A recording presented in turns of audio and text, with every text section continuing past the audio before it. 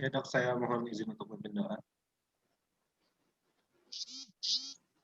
Pada teman-teman semua, sebelum kita memulai kegiatan pleno kita pada pagi hari ini, mari kita bersama-sama berdoa menurut agama dan keyakinan kita masing-masing, agar kegiatan ini insya Allah lancar dan memberi berkah bagi kita semua. Doa dimulai.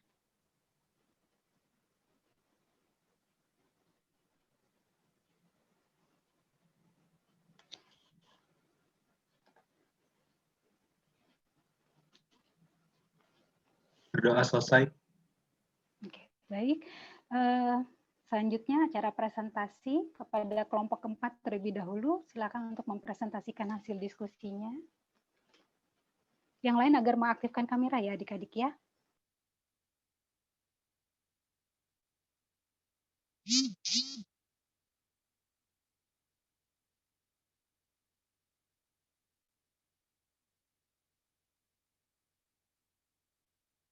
Sama di namanya di ini partisipannya dikasih nomor NIM aja dokter tulis. Jadi biar enak kalau ngecek ini kehadiran.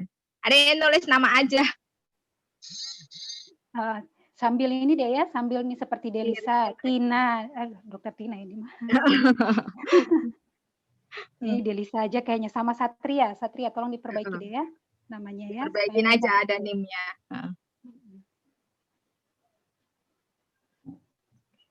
Ya, silakan kelompok keempat. Baik dokter, terima kasih. Assalamualaikum warahmatullahi wabarakatuh.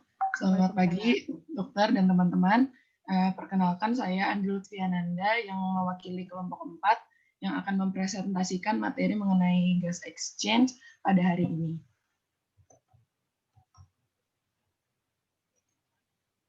Ini anggota kami dari kelompok 4. Yang pertama ada Aulia Rizky Tumenggu, ada saya sendiri Andi Lutfiananda, ada Bella Maulidia Putra, ada Brigita Sharon, Sidi Adelia, Miftahul Jannah, Muhammad Rizwan, Nanda Rizky Ibrahim, Nimade Maharani, Raden Ayu Kamelia Sahli, Sri Wahyuningsih, dan Anissa Sri Lestari. Nah, ini merupakan strukturasi konsep dari kelompok kami. Jadi, menurut hasil DKK kami, gas exchange itu dimulai dari masuknya udara ke paru-paru secara blood flow. Nah, setelah itu akan terjadi difusi dari alveolus ke kapiler darah. Selanjutnya akan terjadi transportasi O2 dalam darah, lalu oksigen tersebut akan dipakai untuk kebutuhan metabolisme tubuh. Lalu metabolisme itu kan menghasilkan karbon dioksida. Nah, karbon dioksida yang dihasilkan itu akan menuju ke kapiler dari sel-sel tubuh melalui proses difusi juga. Lalu akan terjadi proses transportasi karbon dioksida di dalam darah. Karbon dioksida tersebut akan dibawa menuju ke alveoli. Nah, di alveoli habis itu karbon dioksida akan dikeluarkan. Nah, dari strukturisasi konsep tersebut, kelompok kami mengambil ada 5 learning objektif, yaitu yang pertama adalah mahasiswa mampu menjelaskan mengenai mekanisme difusi. Yang kedua adalah mahasiswa mampu menjelaskan faktor yang memengaruhi proses difusi. Yang ketiga adalah mahasiswa mampu menjelaskan mengenai tekanan parsial, saturasi oksigen, dan kurva disosiasi oksigen. Yang keempat adalah mahasiswa mampu menjelaskan mengenai transportasi oksigen. Dan yang kelima adalah mahasiswa mampu menjelaskan mengenai transportasi karbon dioksida. Kita masuk ke learning objektif yang pertama, yaitu mekanisme difusi. Nah, jadi difusi itu terjadi antara membran yang mengandung oksigen dan karbon dioksida. Difusi ini terjadi dengan menuruni gradien tekanan parsial. Gradien tekanan parsial itu apa? Gradien tekanan parsial adalah perbedaan tekanan dari kedua membran antara yang berdifusi antara alveolus dan kapiler paru. Nah, difusi ini terjadi dari membran yang memiliki tekanan tinggi terhadap suatu gas ke tekanan yang lebih rendah. Nah, untuk proses difusi oksigen dan karbon dioksida sendiri di dalam proses pernafasan itu terjadi mulai dari kan oksigen itu masuk ke dalam paru-paru. Nah, itu berbeda tekanannya dengan oksigen yang ada di atmosfer. Kalau oksigen yang ada di atmosfer itu tekanannya 160 mm air raksa, sedangkan saat dia masuk ke paru-paru dan tiba di alveolus, tekanannya menjadi 100 mm air raksa. Nah, ketika terjadi sudah ada tekanan oksigen yang 100 mm air raksa, karbon dioksida di alveolus itu tekanannya 40 mm air raksa. Nah, di kapiler paru, darah itu kan sebelum terjadi pertukaran itu miskin akan oksigen dan kaya akan karbon dioksida. Tekanan karbon dioksidanya itu 46 mm air raksa, sedangkan tekanan oksigennya itu 40 mm air raksa. Nah, di dalam difusi, setelah difusi akan terjadi keseimbangan. Kan ini tadi oksigen di alveolus itu 100 mm air raksa, sedangkan di kapiler 40 mm air raksa. Difusi itu kan terjadi menuruni gradien tekanan. Jadi karena ada gradien tekanan di sini, jadi dia oksigennya bisa berpindah, begitupun dengan karbon dioksida. Cuman arahnya berkebalikan dengan oksigen. Kalau si karbon dioksida itu kan dari kapiler menuju alveolus paru. Nah, setelah terjadi difusi akan terjadi keseimbangan sehingga si darah itu tekanan-tekanan gasnya itu sama dengan yang ada di alveolus paru. Oksigennya itu akan menjadi 100 mm air raksa dan karbon dioksidanya akan menjadi 40 mm air raksa. Nah, setelah itu darah akan dibawa menuju sel-sel tubuh kan. Setelah darah dibawa oleh sel-sel tubuh, di sel-sel tubuh itu kan dia kaya akan karbon dioksida dan miskin akan oksigen. Nah, karbon dioksidanya itu biasanya lebih dari 46 mm air raksa, sedangkan oksigennya itu kurang dari 40 mm air raksa. Nah, akan terjadi keseimbangan juga setelah difusi. Jadi darah itu tekanannya sama dengan si yang ada di sel-sel, yaitu untuk karbon dioksidanya 46 dan oksigennya 40. Selanjutnya darah yang setelah difusi di sel-sel ini akan kembali dibawa menuju alveolus untuk proses difusi selanjutnya. Kita masuk ke learning objektif yang kedua, yaitu faktor-faktor yang mempengaruhi proses difusi. Nah, faktor-faktor yang hasil dari diskusi kelompok kami itu ada 4. Yang pertama ada ketebalan membran. Ketebalan membran ini berbanding terbalik dengan laju difusi. Jadi semakin tebal suatu membran difusi, maka laju transfer yang terjadi itu akan semakin kecil, semakin lambat. Nah, umumnya ketebalan membran alveolus ini harusnya dia tetap atau konstan, tidak berubah. Tapi ada beberapa keadaan patologis yang bisa menyebabkan si ketebalan membran ini menjadi lebih tebal, sehingga laju transfernya itu juga lebih lambat. Contohnya adalah keadaan di edema paru. Nah, kalau di edema itu kan ada cairan yang mengisi cairan membran interstitial di antara alveolus dan kapiler, sehingga si molekul ini untuk menyeberang dia harus nyebrangin si cairan ini juga, nggak cuma nyebrangin si membran ini. Jadi butuh effort yang lebih besar. Nah, terus tuh ada luas permukaan. Luas permukaan ini dia berbanding lurus dengan laju transport. Semakin luas suatu permukaan difusi, maka difusinya itu juga akan semakin cepat. Nah, luas permukaan ini juga umumnya harusnya dia konstan ya, tapi dalam suatu keadaan dia bisa lebih besar atau lebih kecil. Contoh yang lebih besar itu ketika kita berolahraga, sedangkan yang lebih kecil itu keadaan-keadaan patologis seperti emfisema, di mana alveolusnya itu menyatu, sehingga ruang dalam alveolus itu memang lebih besar jadinya, tapi kan luas permukaan dinding alveolusnya itu jadi lebih kecil karena adanya dinding yang menyatu itu tadi. Nah, selanjutnya ini konstanta difusi. Nah, konstanta difusi ini tergantung sama masing-masing dari zatnya itu ya. Jadi semakin besar suatu konstanta difusi, maka difusi yang terjadi juga akan semakin cepat untuk masing-masing gas. Nah, jadi dia berbanding lurus. Sedangkan untuk gradien tekanan parsial ini juga merupakan faktor, yaitu tadi perbedaan tekanan parsial suatu gas di antara dua membran yang berdifusi. Semakin besar suatu gradien tekanan parsial, maka semakin cepat juga difusi itu akan terjadi. Nah, kita lanjut ke LO yang ketiga, yaitu tekanan parsial, saturasi oksigen, dan kurva disosiasi oksigen. Tekanan parsial itu apa sih? Tekanan parsial itu merupakan merupakan suatu tekanan independen yang dia tuh dihasilkan oleh suatu gas sendiri di dalam campuran gas. Jadi kan kalau udara itu isinya nggak cuma oksigen ya. Nah, tapi kalau tekanan itu kan berarti tekanan gas campuran itu merupakan tekanan si unsur-unsur di dalam gas itu. Sedangkan kalau tekanan parsial ini merupakan tekanan yang dihasilkan oleh oksigen itu sendiri di dalam campuran itu. Jadi nggak cuma tekanan oksigen sih, berarti ada juga tekanan parsial karbon dioksida, ada juga tekanan parsial nitrogen di dalam gas-gas itu. Nah, selanjutnya ada saturasi oksigen. Kalau saturasi oksigen ini merupakan persentase yang menyatakan kemampuan hemoglobin untuk mengikat oksigen. Nah, ini dia kurva disosiasi oksigen. Nah, jadi kalau kita lihat kurva disosiasi oksigen ini bentuknya dia sigmoid ya. Jadi mulai-mulainya dia tuh curam, habis itu nanti dia ada bagian yang mendatar. Nah, ini tuh berkaitan sekali dengan yaitu tadi persentase saturasi oksigen, saturasi hemoglobin sama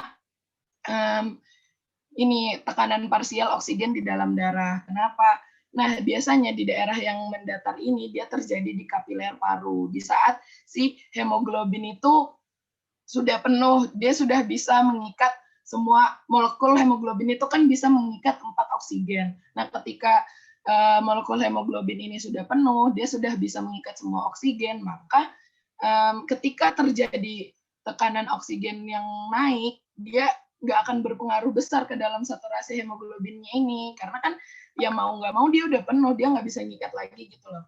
Nah, sedangkan biasanya ini yang curam ini terjadi di kapiler. Jadi ketika terjadi penurunan dari tekanan oksigen ini, hemoglobin akan cenderung selalu melepaskan molekul-molekul oksigen yang diikat. Jadi saturasi hemoglobinnya itu bisa turun dengan cepat. Jadi itu perbedaannya. Kalau ini kan dia lebih flat, sedangkan ini dia lebih curam. Nah, sedangkan ada beberapa faktor yang bisa menyebabkan pergeseran si kurva disosiasi oksigen ini. Yang pertama itu ion hidrogen atau berkaitan dengan tingkat keasaman. Jadi ini bisa peningkatannya ini bisa menyebabkan pergeseran kurva disosiasi oksigen ke kanan, dan juga ada konsentrasi karbon dioksida, ada suhu, dan adanya molekul difosfogliserat. Ini bisa menyebabkan kurva disosiasi oksigen itu bergerak ke kanan, sedangkan kalau ada penurunannya dia akan ke kiri. Nah, kita lanjut ke bentuk-bentuk transportasi O2 di dalam darah. Jadi untuk oksigen itu sendiri dia ada 2 bentuk transportasinya. Yang pertama itu adalah larut secara fisik. Larut secara fisik ini merupakan cara yang paling sedikit ya, karena dia cuma 1,5% dari seluruh oksigen yang ada di dalam darah. Nah, sedangkan yang lainnya itu sebanyak 98,5% itu dia terikat ke hemoglobin. Nah, hemoglobinnya ini dia terikat di bagian hem. Sedangkan dan hemoglobin ini dia bisa mengikat 4 molekul oksigen. Nah, jika hemoglobin itu sudah berikatan dengan oksigen, dia akan disebut oksihemoglobin. Nah, selanjutnya kita masuk ke learning objective yang kelima, yaitu transportasi karbon dioksida di dalam darah. Berbeda dengan oksigen yang ada 2 cara, kalau karbon dioksida sendiri dia ada 3 cara. Yang pertama adalah larut secara fisik, yaitu dia sebanyak 10% daripada karbon dioksidanya, total karbon dioksida. Nah, ini memang agak sedikit lebih banyak daripada oksigen karena sifat kelarutan si karbon dioksida di dalam plasma darah itu lebih besar dibandingkan si oksigen. Nah, kalau yang kedua sama dengan terikat hemoglobin dan membentuk karbaminohemoglobin. Kalau tadi kan itu oksihemoglobin, sedangkan ini namanya karbaminohemoglobin. Nah, berbeda dengan si oksigen yang tadi terikat di bagian hem, kalau si karbon dioksida ini dia terikat di bagian globin pada hemoglobin, sebanyak 30% dari total karbon dioksida. Nah, selanjutnya ada lagi yang namanya sebagai bikarbonat. Sebagai bikarbonat ini, mula-mula si karbon dioksida itu akan berikatan dengan bereaksi dengan H2O dengan bantuan enzim karbonat anhidrase. Nah, setelah itu segera melalui proses kimia H2CO3 ini yang sudah terbentuk akan segera terurai atau terdisosiasi menjadi ion H+ dan HCO3-. Nah, H+-nya ini akan kembali berikatan dengan Hb, sementara HCO3- ini akan bertukar dengan Cl- yang ada di darah. Proses ini akan disebut yang namanya pergeseran klorida. Nah, ya. Mohon maaf. Nah, untuk prosesnya sendiri itu ada 3 dirangkum di dalam suatu gambar ini. Yang pertama, jadi ada CO2 larut, dia ada di plasma darah dan ada di eritrosit sendiri. Terus yang kedua itu berikatan dengan Hb di dalam eritrosit. Dan yang ketiga, dia membentuk CO3- ini di dalam eritrosit. Namun nanti dia akan bertukar dengan Cl-, proses yang namanya tadi pergeseran klorida. Setelah itu, dia akan ketika sampai di alveolus, HbO2-nya juga akan terurai lagi, dan H2O dan CO2-nya juga akan terurai. Nah, ini merupakan daftar pustaka atau referensi dari kelompok kami. Terima kasih. Mohon maaf bila banyak kekurangan. Wassalamualaikum warahmatullahi wabarakatuh. Waalaikumsalam warahmatullahi wabarakatuh. Terima kasih Lutfia dari kelompok 4, waktunya pas ya. Selanjutnya dari kelompok 1, tadi katanya Delisa yang akan mempresentasikan ya. Silakan Dek, waktunya sama, maksimal 20 menit ya.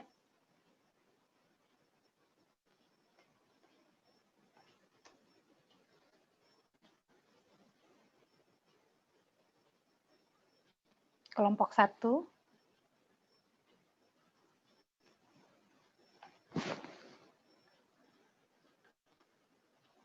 Kelompok 1. Masih proses. Masih proses.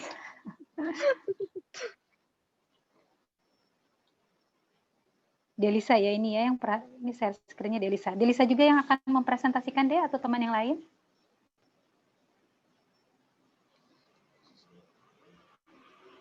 Andi Rafika Tika, Dok, yang presentasi. Oh, Delisa membantu share screen aja ya. Iya, Dok. Yuk, silakan deh. Assalamualaikum warahmatullahi wabarakatuh. Waalaikumsalam. Salam. Saya Rafika Atika, perwakilan dari kelompok 1 yang akan mempresentasikan hasil diskusi kami pada DKK 1 dan DKK 2 kemarin. Sebelumnya, perkenalkan anggota kelompok kami terlebih dahulu. Di sini ada Devita Herlisa sebagai ketua, ada Kak Enidia Rusman Saputri sebagai sekretaris 1, Pangeran Mangaraja Manalu sebagai sekretaris 2, dan selanjutnya anggota ada Ezarita, Sonia, saya sendiri, Januarta, Vivia Putri Perdana, Raihan Raffi, Arif Gandika, dan Delisha Naomi Riyad. Selanjutnya, dari hasil diskusi kelompok kami kemarin, kami menetapkan sebanyak 4 LO. Yang pertama itu ada difusi gas. Difusi gas di sini terbagi menjadi faktor yang mempengaruhi difusi gas dan mekanisme difusi gas. LO selanjutnya mekanisme transportasi oksigen dan karbon dioksida, dan LO yang selanjutnya kurva disosiasi oksigen. Ini merupakan strukturisasi konsep kelompok kami. Ini bisa dilihat langsung saja. Dan skenario-nya. Langsung saja ke mekanisme proses difusi gas. Secara singkatnya, gas mengalir menuruni gradien tekanan parsial. Nah, di sini terjadi pertukaran gas dan tidak ada mekanisme transport aktif. Kandungan udaranya sendiri 79% nitrogen dan 21% oksigen, uap H2O, gas lain, dan polutan. Difusi gas dari daerah dengan tekanan parsial tinggi ke daerah menuruni gradien konsentrasi.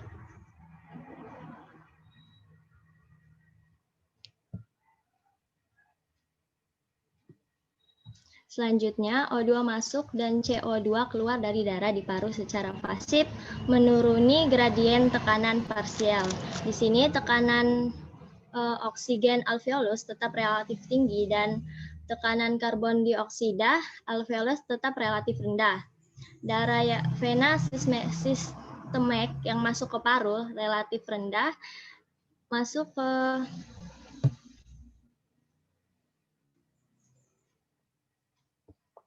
darah vena sistemik yang masuk ke paru relatif rendah oksigen dan tinggi karbon dioksida. Gradien tekanan parsial dan darah kapiler paru memicu difusi pasif oksigen dan CO2.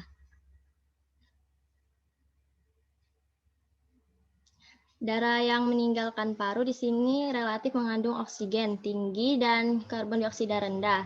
Tekanan parsial oksigen relatif rendah dan karbon dioksida relatif tinggi. Gradien tekanan parsial di tingkat jaringan mendorong perpindahan pasif oksigen keluar darah menuju sel.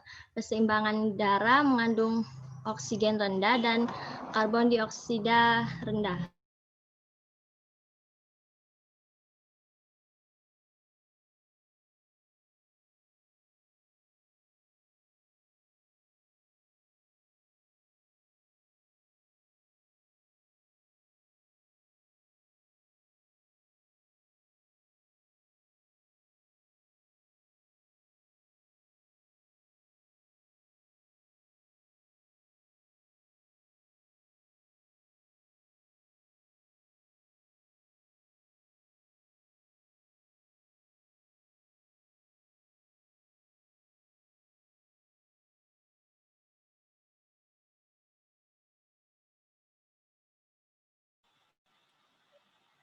Sebentar dok, sebenarnya teman saya ada gangguan jaringan dok.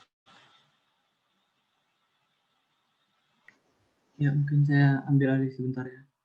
Jadi di sini merupakan animasi dari difusi gas antara udara di atmosfer dengan tekanan parsial di alveolus. Mungkin bisa diulang dulu sebentar dari menit ke-40 tadi. Ya. Nah, ini pertama ada udara oksigen dari atmosfer yang bertekanan parsial 160 itu masuk ke dalam alveolus. Nah, di dalam alveolus sendiri itu sudah ada terdapat tekanan parsial O2 hanya saja sebesar 104 mmHg. Oksigen karbon dioksida pun ada dari atmosfer masuk, hanya saja tekanan parsialnya itu 0,3 sehingga jarang sekali diperhitungkan. Kemudian ada tekanan parsial CO2 di alveolus sendiri itu sebesar 40 mmHg.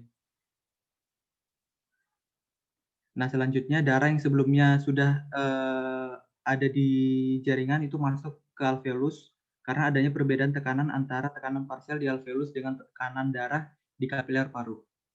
Sehingga udara dapat bertukar sampai mencapai titik keseimbangan. Tidak ada lagi pertukaran gas antara alveolus dengan kapiler darah di paru. Nah, ini merupakan tekanan parsial O2 di kapiler parunya itu sudah sama dengan alveolus. Begitupun dengan tekanan parsial CO2-nya.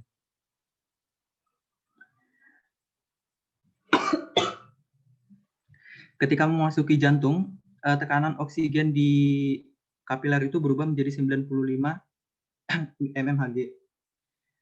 Nah, ketika mencapai di tingkat jaringan, tekanan oksigen yang 95 mmHg ini akan bertukar dengan tekanan parsial oksigen di jaringan tubuh kita. Nih, oksigen akan terus bertukar, berdifusi sampai mencapai titik keseimbangannya.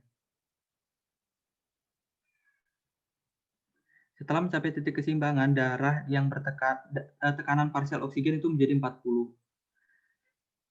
Dan tekanan parsial CO2 itu 45. Nah, sejumlah tekanan parsial ini akan dibawa lagi ke dalam paru dan selanjutnya akan dipertukarkan difusi lagi di paru seperti yang awal tadi.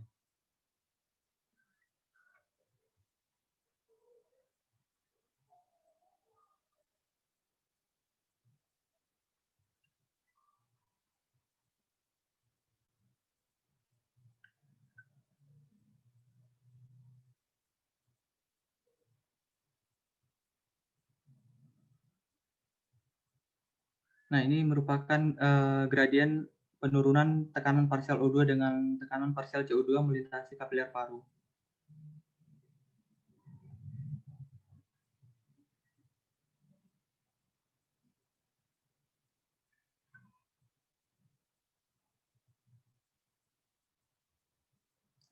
Di udara sendiri itu komponen-komponen udara yang terkandung itu ada N2, oksigen, CO2, dan H2O. Sehingga kalau ditotalkan tekanan parsial dari masing-masing setiap gas itu menjadi 760 mmHg, yaitu ketinggian tekanan atmosfer.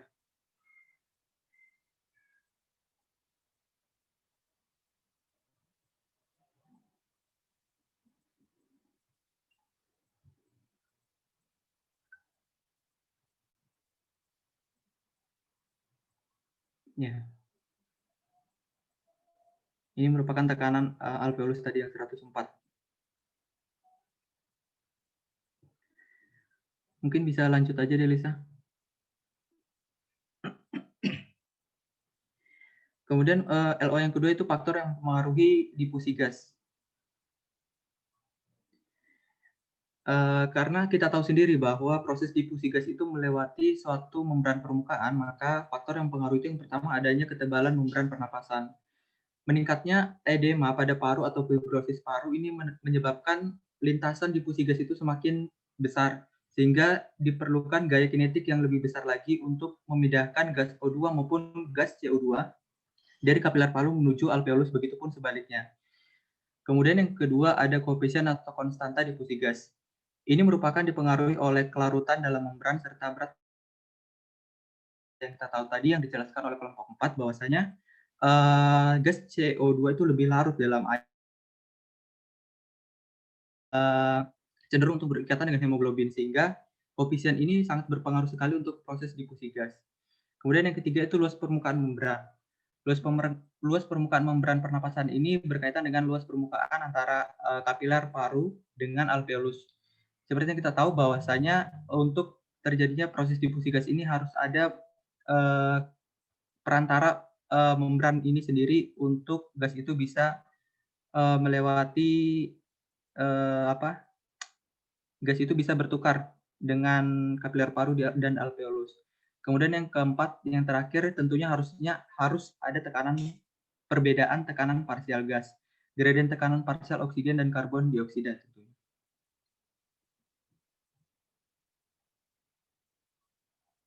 Nah, ini merupakan faktor-faktor yang sudah saya jelaskan tadi, yaitu semakin kecepatan pemindahannya itu akan semakin tinggi seiring dengan gradien tekanan parsialnya itu tinggi.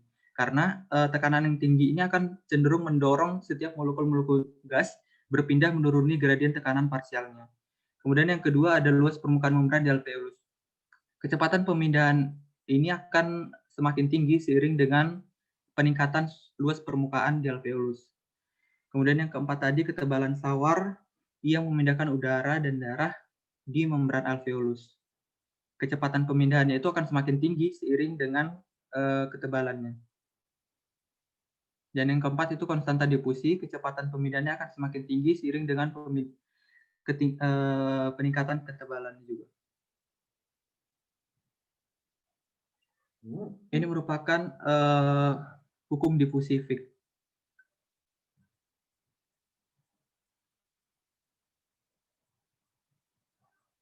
Kemudian yang ketiga ada mekanisme transportasi O2 dan CO2. Untuk transportasi O2 dan CO2 sendiri, seperti yang sudah dijelaskan tadi, O2 itu ada yang larut di dalam air, dan ada juga yang berikatan dengan hemoglobin. Kemudian untuk CO2 itu ada yang larut dengan air juga, atau plasma darah, ada juga yang dibawa oleh hemoglobin, dan berikatan dengan senyawa bikarbonat. Nih, O2 yang larut secara fisik itu jumlahnya kurang dari 2% total gas yang ada di dalam tubuh kita. O2 yang kurang larut dalam cairan tubuh. Jumlah yang larut berbanding lurus dengan tekanan parsial O2 darah. Semakin tinggi tekanan parsial O2, semakin banyak O2 yang larut. Hanya 1,5% O2 dalam darah yang larut. Sisa 98,5%-nya diangkut dalam ikatan dengan hemoglobin. Kemudian yang kedua, oksigen itu terikat ke hemoglobin. suatu molekul protein yang mengandung besi dan terdapat di dalam sel darah merah. Dapat membentuk ikatan yang longgar dan mudah berkombinasi reversibel dengan O2.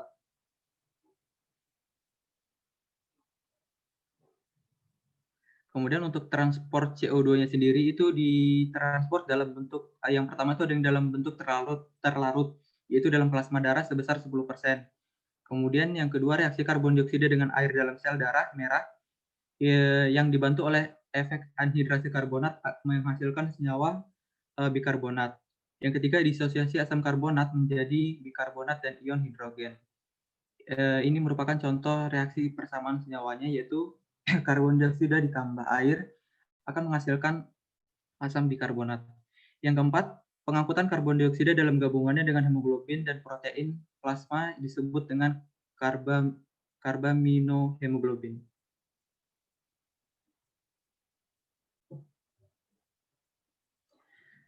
Kemudian yang terakhir ada kurva disosiasi oksigen.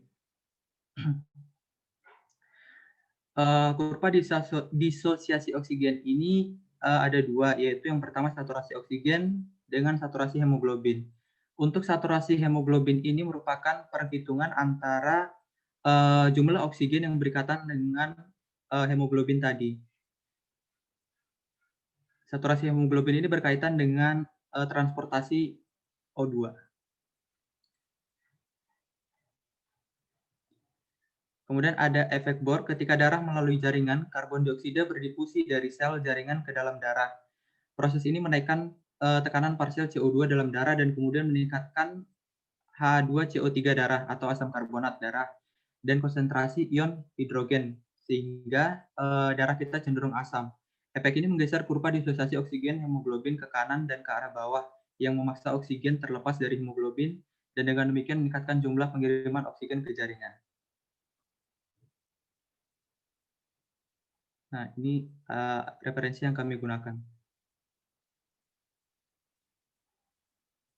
Terima kasih. Ya, terima kasih dari kelompok 1 ya. Ada 2 orang yang mempresentasikan tadi. Andi Rafika, nggak tahu sudah gabung atau belum. Satunya yang Pangeran ya. Oke, baik. Selanjutnya kita masuk ke sesi selanjutnya yaitu diskusi. Saya minta tolong salah satu untuk bisa menjadi notulen hari ini ya. Mungkin karena sudah di Delisa sudah take down ya. Delisa bisa membuka file Word atau PPT untuk bisa mencatat pertanyaan-pertanyaan dari teman-temannya ya. Untuk pertanyaan nanti silakan adik-adik raise hand. Kalau misalnya memang ada pertanyaan, baik untuk kelompok 4 maupun kelompok 1, seandainya pada saat kalian di diskusi kelompok masih ada yang mau ditanyakan tentang topik hari ini. Silakan adik-adik.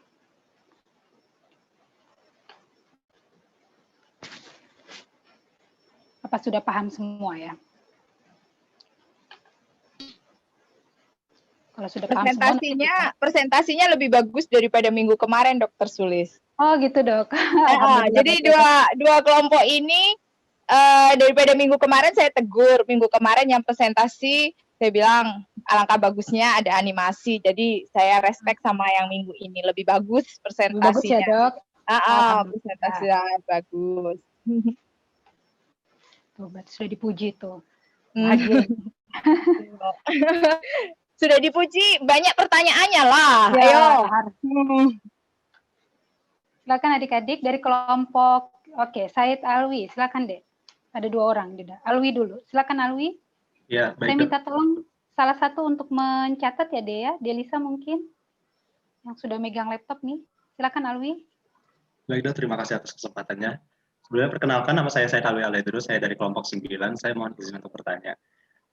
Seperti yang kita ketahui kan, salah satu faktor terjadinya difusi itu kan adanya tekanan parsial atau perbedaan tekanan. Dan seperti kita ketahui juga, di atmosfer itu kan tekanan O2 itu 160. Sedangkan tekanan CO2 itu ada yang bilang 0, ada yang bilang 0,23. Saat masuk ke alveolus, tekanan oksigen itu turun menjadi 100 mmHg dan tekanan CO2 itu juga beda gitu loh, jadi 40 saja. Pertanyaan saya itu, kok itu bisa terjadi ya? Kenapa perbedaan tekanan itu bisa ada di atmosfer, di alveolus, di kapiler, dan di jaringan itu kenapa bisa beda-beda? Pertanyaan ini saya tujukan terbuka saja ya untuk semua kelompok. Terima kasih. Oke, terima kasih Alwi. Kemudian yang selanjutnya Rahmania. Baik dokter, terima kasih atas kesempatannya. Jadi saya ingin bertanya, kan tadi dikatakan untuk kelompok presentan itu bahwasannya tekanan pada khususnya di alveolus itu kan relatif konstan. Nah, kenapa sih relatif konstan? Padahal kita tahu bahwa pada saat inspirasi pasti udara yang masuk ke dalam alveolus kita itu akan terjadi peningkatan seperti itu. Tapi dikatakan di situ relatif konstan. Nah, apakah juga terjadi perbedaan tekanan antara jikalau kita bernafas lewat hidung normalnya ataukah kita bernafas lewat mulut seperti itu? Apakah terjadi tekanan yang perbedaan tekanan yang signifikan seperti itu? Mungkin untuk pertanyaan ini saya ajukan untuk terbuka saja secara umum. Oke. Terima kasih. Ya, terima kasih Rahma. Ini ada 2 pertanyaan, ada lagi. Ini 3 kali ya Said ya? Said masih ada yang mau nanya lagi? Mohon maaf dok, lupa saya turunkan. Oh gitu. Selanjutnya Dela. 3 dulu deh ya untuk yang kali ini ya. Silakan Dela. Baik, saya izin bertanya. Saya Dela Lestari, perwakilan dari kelompok 10. Nah, saya ingin tanyakan ini terserah pada kelompok presentan atau teman-teman semua. Jadi ada yang saya bingungkan mengenai, kan saya ada baca di Sherwood bahwa salah satu bahwa salah satu efek dari O2 itu kenapa sih dia itu 100 mmHg atau dia tinggi banget, dia itu dilebihkan untuk disuplai ke jaringan karena kan dia untuk menyuplai jika ada kebutuhan yang lebih di jaringan secara otomatis gitu loh. Nah, tapi maksudnya di situ kan kita tahu kan pada atlet itu juga dia kan butuh supply yang lebih. Artinya dia tidak bisa dibendung lagi oleh mekanisme yang seperti itu dari kadar oksigen yang dilebihkan dari arteri sistemik tadi. Nah, yang saya bingungkan itu apakah ada batasan atau batasan seperti apa si sistem respirasi kita itu tidak bisa mensuplai dengan mekanisme awal tadi lagi, sehingga dia membutuhkan mekanisme yang lain nih, contohnya itu asam laktat gitu. Jadi pertanyaan saya itu intinya batasan seperti apa dia tidak bisa menggunakan mekanisme itu tadi, yang hanya menggunakan lebihan suplai O2 tadi. Sekian dari pertanyaan saya. Buat penanya, saya mau nanya, kamu asam laktat itu maksudnya kemana ya arah berpikirnya? Maaf dokter Sulis, saya soalnya pertanyaannya bingung. Jadi jadi saya bingung, makanya saya langsung gimana maksudmu kok tiba-tiba kamu ngomongin asam laktat gitu loh? Maksudnya dokter, maaf kurang jelas tadi. Jadi kan kalau gimana? Mohon maaf kalau salah ya dok. Jadi kalau olahraga itu kan dia butuh O2 lebih. Nah, maksudnya itu nanti efek asam laktat itu efeknya, bukan anunya tadi saya salah sebut. Jadi kalau dia butuh efek dari apa? Efek dari apa yang kamu tahu tentang asam laktat, Dek?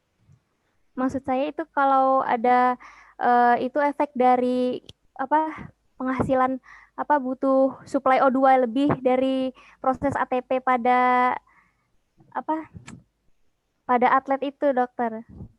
Kan Nah, kan dia kalau pada atlet itu kan butuh suplai O2 yang lebih. Nah, yang saya bingungkan itu ketika kan saya baca di Sherwood itu sebenarnya tubuh itu bisa mensuplai dari lebihan O2 yang sudah disediakan itu. Makanya tekanan O2 itu tinggi.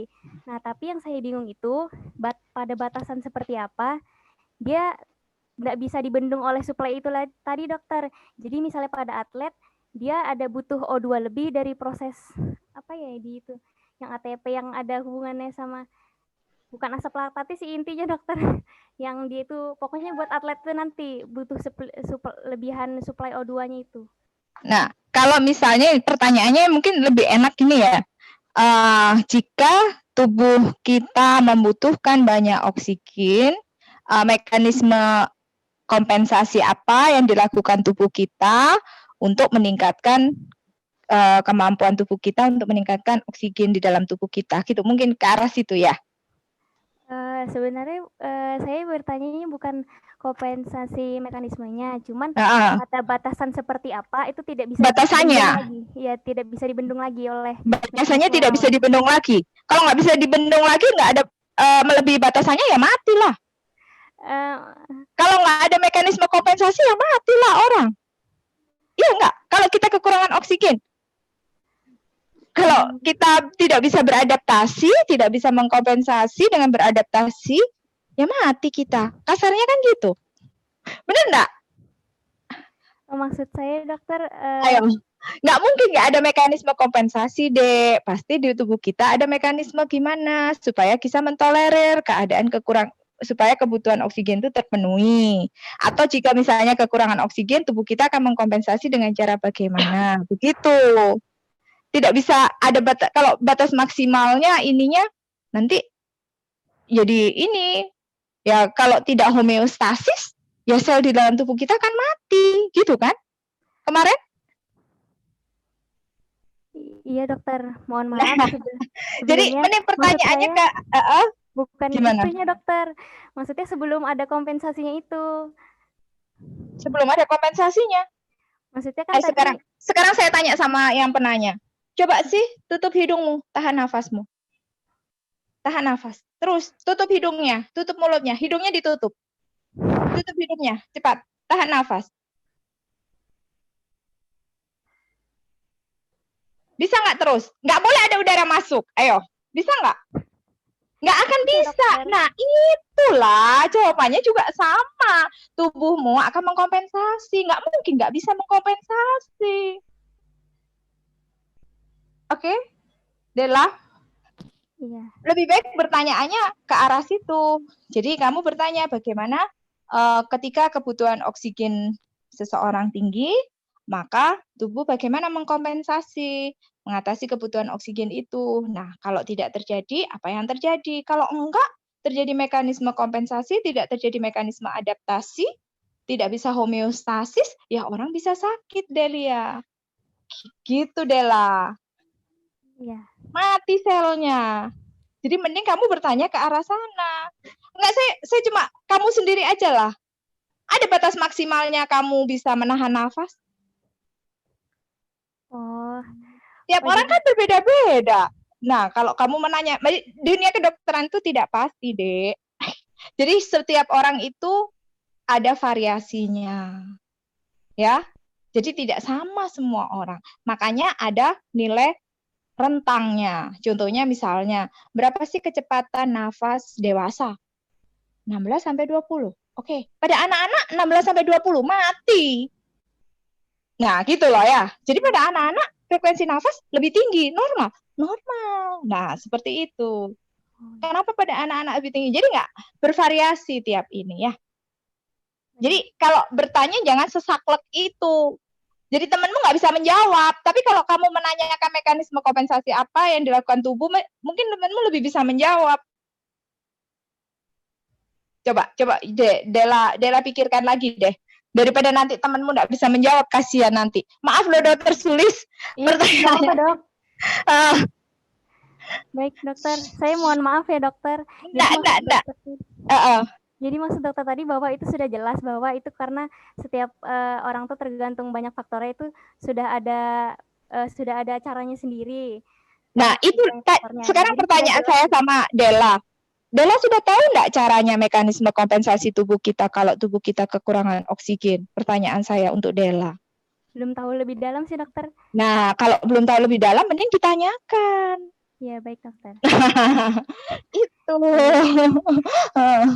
Baik, mohon maaf juga kepada teman-teman. Saya ganti pertanyaan saya ya. Jadi saya akan menanyakan bahwa mekanisme kompensasi seperti apa yang dilakukan tubuh kita jika membutuhkan lebih banyak suplai oksigen. Ya. Terima kasih. Oke, terima kasih Dela. Ya. Jadi sudah ada 3 pertanyaan ya, Dea. 3 pertanyaan. Yang pertama dari Alwi dari kelompok 9. Ini tadi pertanyaannya tentang kenapa ada perbedaan tekanan baik yang di atmosfer, alveolus, dan kapiler. sebelum ke kelompok lain yang untuk menjawab, sekarang saya tanya ke Alwi dulu. Menurut Alwi kenapa bisa begini? Ini pasti sudah didiskusikan kan ya di kelompok, bukan tiba-tiba muncul inspirasinya di sekarang kan? Iya, kalau ya. Silakan Alwi sebelum masuk ke teman-temannya ya. Baik dok. Tapi kalau untuk kami kemarin hanya sempat membahas bagian sih dok, cuman mengapa yang dari atmosfer sampai ke alveolus itu bisa turun tekanannya itu karena sebelumnya waktu proses inspirasi itu kan seperti yang sudah kita belajar sebelumnya di respirasi atas, udara itu mengalami proses pelembapan dan penghangatan terlebih dahulu sebelum masuk ke paru-paru. Nah, pada proses pelembapan itu tekanan bisa turun menjadi 100. Namun untuk mengapa di kapiler dan di jaringan itu berbeda lagi, saya belum bahas. Oke. Jadi nggak tahu, makanya nanya. Iya. Dari kelompok 4 dan kelompok 1, silakan menjawab pertanyaan Alwi.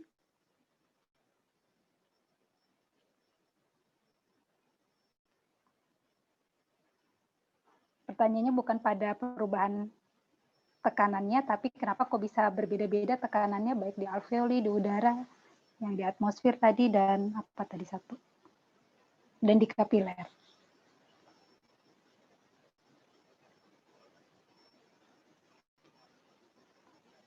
Dari kelompok 4, ini ada yang mengangkat tangan.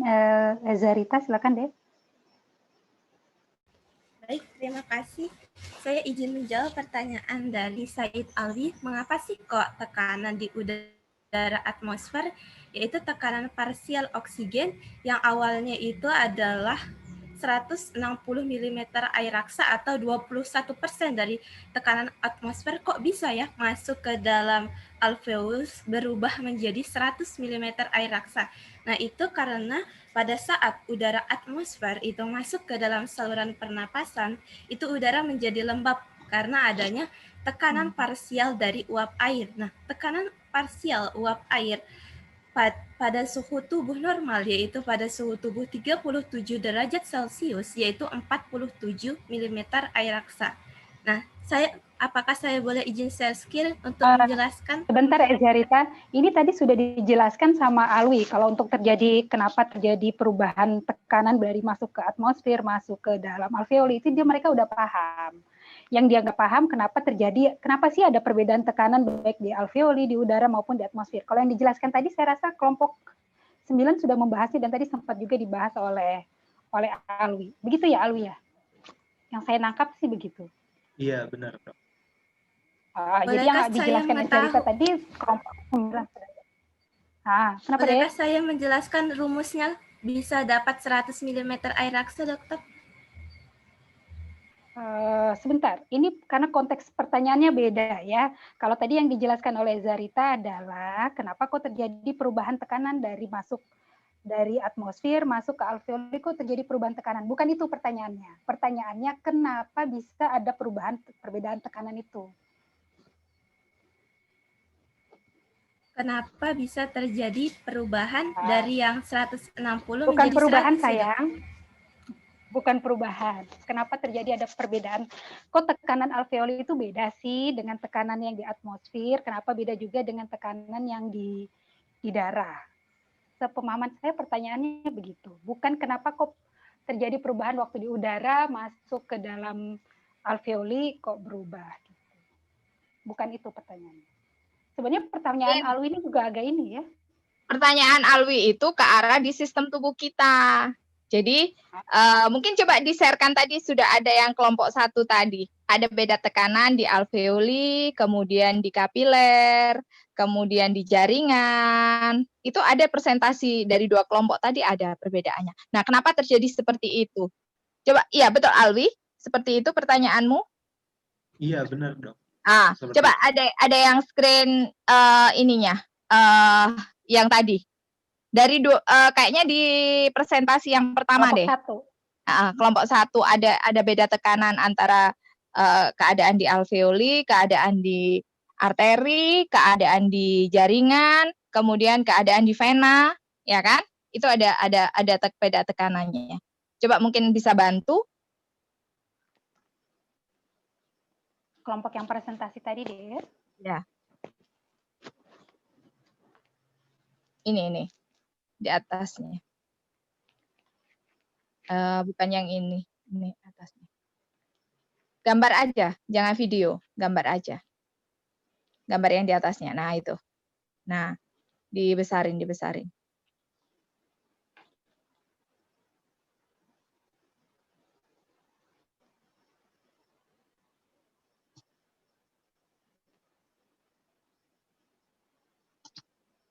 Nilai-nilainya, oh ya, sudah ada nilai-nilai. Nah, ini kan, Alwi, mungkin ini yang kamu tanyakan, Alwi? Iya dok, yang saya tanyakan itu kenapa sih tekanannya itu bisa nilainya itu segitu-segitu? Gitu, Dok. Oke. Ya.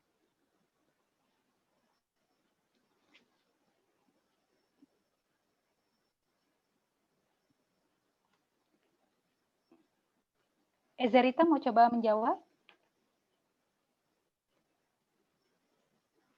Oh, ini ada Danang. Silakan Danang. Saya dari kelompok 10, dokter. Saya izin menjawab, apakah diizinkan? Silakan, Dek. Saya izin mencoba menjawab.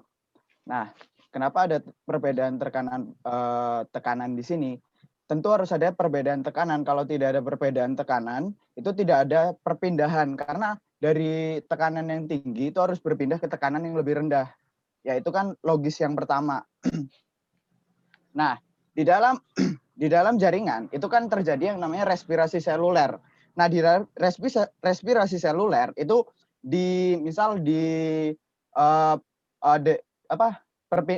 perubahan dari pirufat menjadi asetil-CoA itu kan mengeluarkan CO2. Nah, itu menyebabkan di dalam sel itu ada yang namanya konsentrasi CO2-nya itu terbentuk seperti itu. Jadi ketika konsentrasi ini terbentuk, itu akan selaras dengan tekanannya. Ketika ada konsentrasi, itu kan selaras dengan tekanannya. Itu ketika jumlah O2 di dalam darah, misal, ketika dalam jumlah darah di arteri, itu berpindah ke jaringan, itu kan yang awalnya itu jadi 100, yang di arteri, kemudian nanti berpindah ke jaringan. Nah, itu digunakan di mana? Nah, ketika kalian nanti lihat di respirasi seluler, itu ada transport ion. Ketika NADH, H+-nya ini melepas, kemudian berikatan dengan O2 yang membentuk H2O. Yang kemudian O2-nya itu semakin lama semakin habis gitu. Bukan semakin habis juga, semakin digunakan.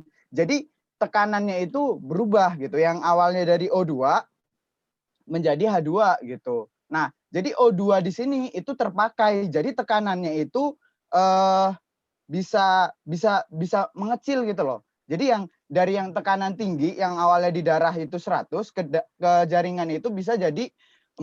Jadi di situ kan ada 60 mmHg yang berpindah kalau kita lihat tekanannya ya. Tapi di situ jelas dari difusi itu kita lihat konsepnya yaitu partikel berpindah gitu. Nah, partikel-partikel itu membuat konsentrasinya ada, nah tekanannya itu menjadi ada gitu. Tekanannya menjadi ada. Nah, di situ perbedaannya. Nah, ketika di paru-paru bertanya, tentu harus ada dong. Kalau di paru-paru, kalau nggak ada perbedaan perbedaan tekanan di paru-paru sama di luar, ya kita gimana mau nafas stabil gitu, tekanannya sama gitu, 100 sama-sama 160 gitu. Ya susah masuk ya gitu jadinya. Nah, di situ harus ada perbedaan. Kalau tidak ada perbedaan, nah di dalam darah itu juga ketika darah kan berpindah sudah. Jadi dia tekanan O2-nya itu 40 naik sampai dikirim oleh arteri pulmonalis sampai di paru-paru gitu kan. Paru-paru berpindah, harus ada perbedaannya ini gitu. Karena kita melakukan respirasi seluler tersebut gitu. Kalau O2 ini dipakai, kalau CO2 dibentuk di dalam respirasi seluler tersebut. Itu berarti di sini itu ada hubungannya dengan gas exchange dengan respirasi seluler tersebut. Mungkin itu saja jawaban dari saya. Terima kasih. Oke, terima kasih Danang. Alwi, gimana Alwi? Ya, kalau mohon izin. tidak ada perbedaan, tidak akan ada pertukaran. Ya. Suara Alwi nggak kedengaran ya. Mohon maaf, tadi lupa di-unmute. Mohon izin untuk klarifikasi, Danang. Jadi maksudnya itu perbedaan tekanan itu terjadi itu karena apa ya istilahnya tadi itu? Karena molekul-molekul itu sudah menyatu menjadi wujud senyawa lain ya maksudnya? Ini aja Alwi. Tekanan itu 100, tekanan itu 46, tekanan itu 40. Tekanan itu tergantung pada apa? Jumlah gas itu. Ngerti? Jadi semakin tinggi tekanannya, maka jumlah gas itu makin banyak. Jadi seperti kalau di atmosfer, kamu tadi bisa menjawabkan, di atmosfer nitrogen itu jumlahnya lebih banyak daripada oksigen. Kita sepakat kan menurut hukum Dalton? Nah, maka tekanan nitrogen tentu lebih besar daripada tekanan oksigen karena jumlah nitrogen lebih banyak. Nah, jadi kalau kita ngomongin di arteri, berarti kenapa di arteri 100 tekanan oksigennya, kenapa di dalam sel tekanan oksigen 40, berarti di dalam arteri jumlah oksigennya itu lebih banyak daripada di dalam sel. Kenapa di dalam sel cuma sedikit? Kata si Danang tadi dipakai untuk untuk respirasi seluler, Dok. Nah, seperti itu, Alwi. Jadi kenapa kok CO2-nya jadi tinggi gitu ya? Karena CO2 tadi sisa dari metabolisme, begitu.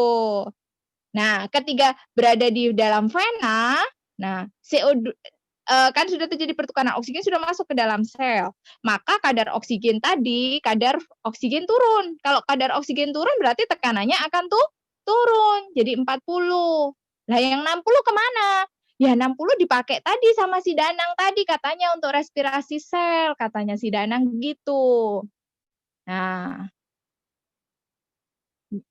ya kalau terus tapi CO2-nya jadi naik karena tadi itu Danang. Iya Danang. Iya, Tapi dokter. kenapa kok di alveoli sama di arteri nggak jauh beda? Ya kan? Kalau di alveoli sama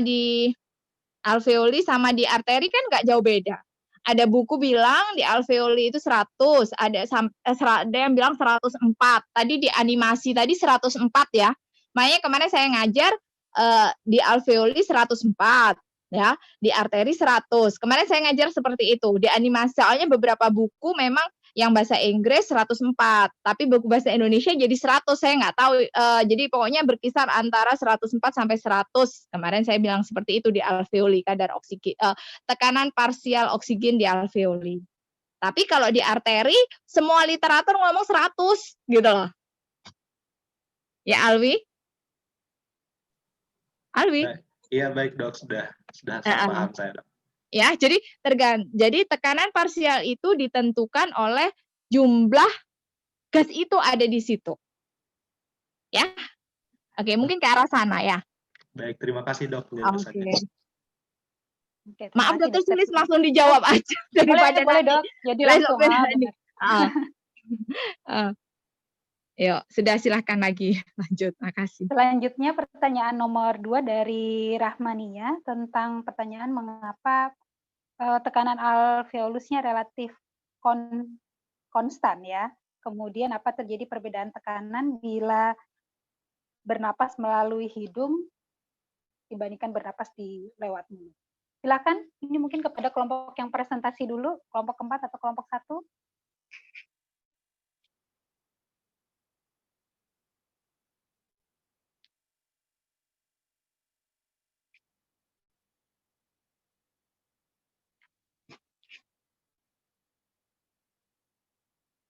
Atau kelompok lain yang ingin menjawab?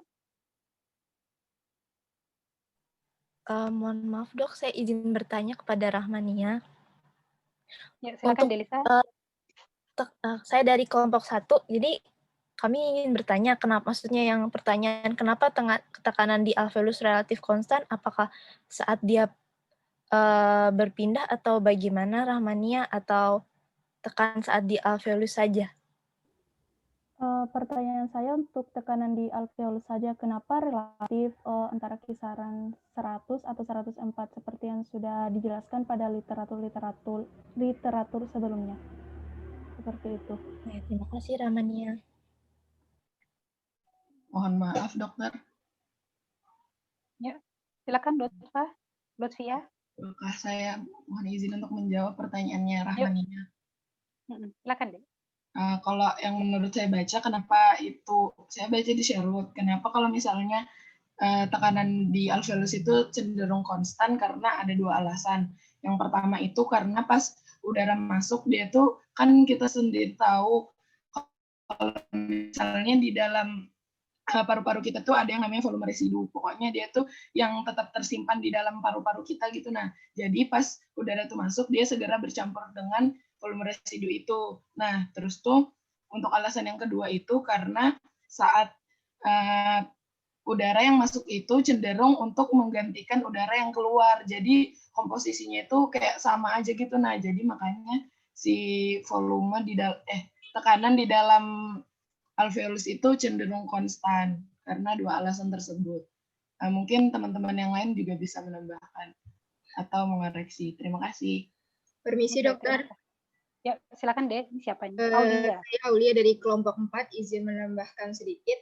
Jadi setahu saya, tekanan yang berada di dalam alveoli itu menunjukkan jumlah molekul gas yang membentuk luas permukaan alveoli. Nah, seperti yang kita tahu, luas permukaan alveoli itu kan tetap, luas permukaan itu kan tetap, kecuali kalau misalnya ada keadaan patogen.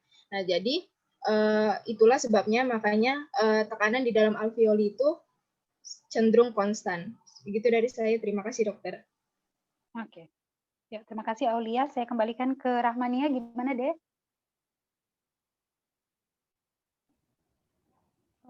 Sepertinya cukup menjawab, tapi dari pertanyaan saya tadi kan tadi dijelaskan bahwasanya pada saat kita inspirasi itu kan terjadi jumlah tekanan yang lebih besar masuk ke dalam tubuh kita, entah itu adalah inspirasi normal ataukah mengambil udara dalam sedalam-dalamnya seperti itu.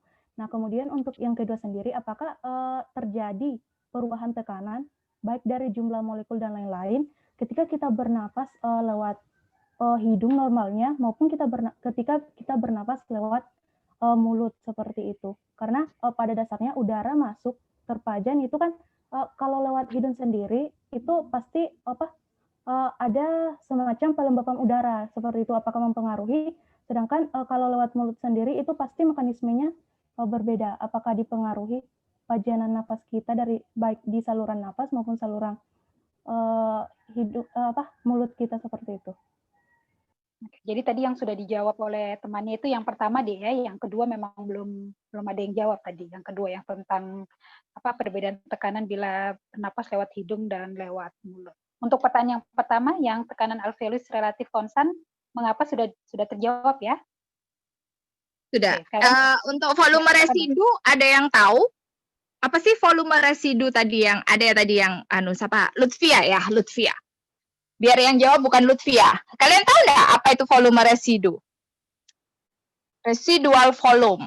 Kalau di buku-buku. Ayo. Ada di mana itu ya?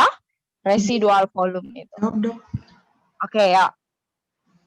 Perkenalkan saya Ida Stefani, Dok. Jadi dari yang saya tahu volume residu itu volume udara yang masih tetap ada di dalam paru-paru kita setelah kita melakukan ekspirasi yang kuat. Jadi paru-paru kita itu tidak benar-benar kosong saat setelah kita melakukan ekspirasi kuat seperti itu, Dokter.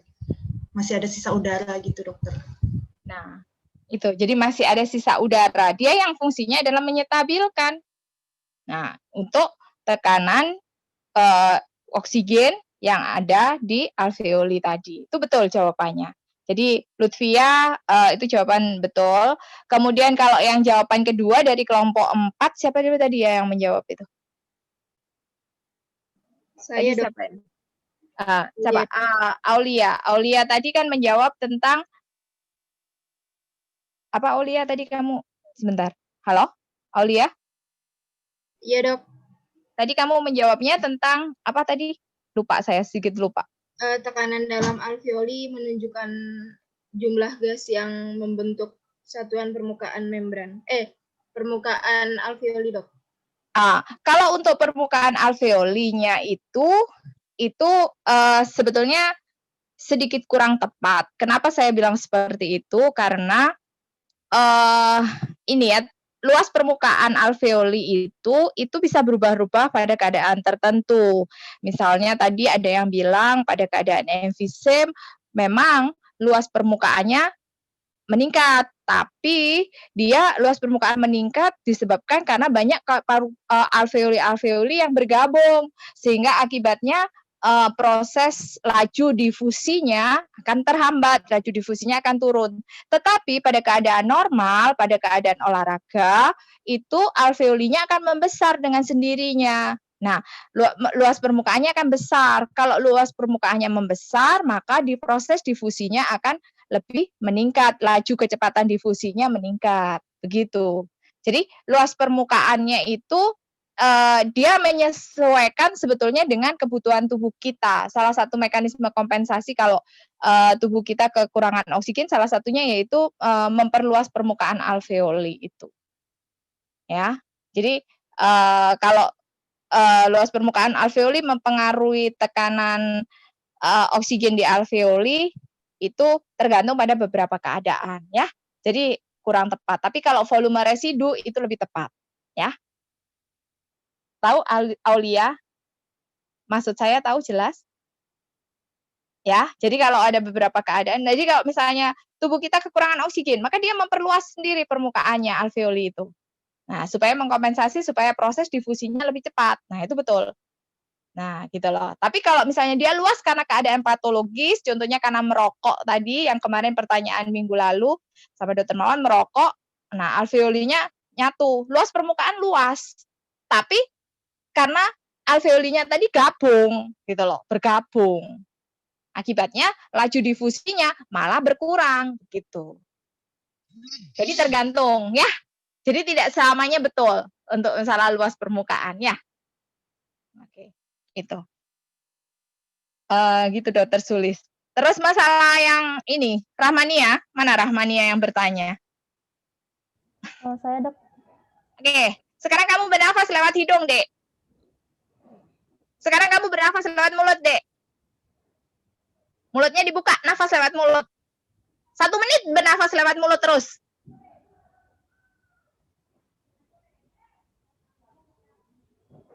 Oke, ada bedanya enggak? Yang kamu rasakan bedanya di mana aja?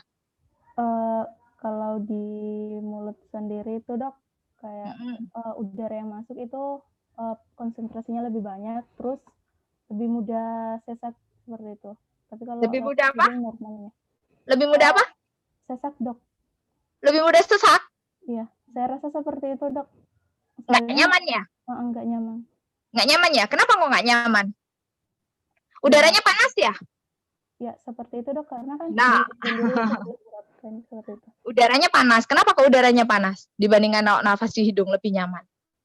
Karena itu kan kalau di hidung ada disebut sebagai sinus. Nah, dari sinus itu rongga-rongga yang membentuk wajah, di situ dilembabkan udara, dihangatkan, seperti itu. Sedangkan di mulut sendiri berbeda. Terus, nyaman? Kamu frekuensi nafas, lebih nyamanan frekuensi nafas ya? Kalau bernafas lewat mulut sama lewat hidung. Tentu lewat mulut lebih sedikit kan? Iya. Nyaman nggak? Karena nggak nyaman. Nah, seperti itu. Tapi karena lebih sedikit, maka tekanannya tetap. Tapi kalau kamu di hidung kan udara masuk gitu ya, mengalami proses disaring, dilembabkan, dihangatkan. Ya kan? Di situ sudah ada disaring dari kuman-kuman dan lain sebagainya, sehingga masuk ke tenggorokan enak. Coba kalau kamu nafas lewat mulut, rasanya mau nafas cepat gitu nggak enak, nggak bisa, nggak nyaman. Ya kan? Karena udara rasanya lebih panas, nggak dilembabkan juga. Nah, jadi terbatas. Ya, nah, itu yang membatasin sendiri kan kamu. Akibatnya kan tekanan di alveolinya belum sampai berubah kan. Orang alveoli itu lo adoh, sampai mulut, sampai hidung. Si melakukannya si dowo. Tahu jalannya masih panjang, bronkus itu cabangnya juga masih banyak ya. Ya, oke. Kamu sendiri yang menjawab ya. Ya, Dok. Baik, Dok. Terima kasih atas penjelasannya. Ya, terima kasih Dokter Tina. Jadi sudah clear ya, Rahma ya. Selanjutnya pertanyaan ketiga dari Dela. Ini tentang kompensasi tubuh kita jika kebutuhan oksigen meningkat. Ini ada yang angkat tangan. Arif Dwi Andika. Ini mau jawab atau mau apa? Baik, terima kasih dokter. Silakan Arif. Saya ingin mencoba menjawab. Jadi berdasarkan yang saya pelajari dari buku Guyton itu, ada beberapa mekanisme tubuh ketika tubuh itu melakukan kerja berat dan membutuhkan oksigen dalam jumlah lebih.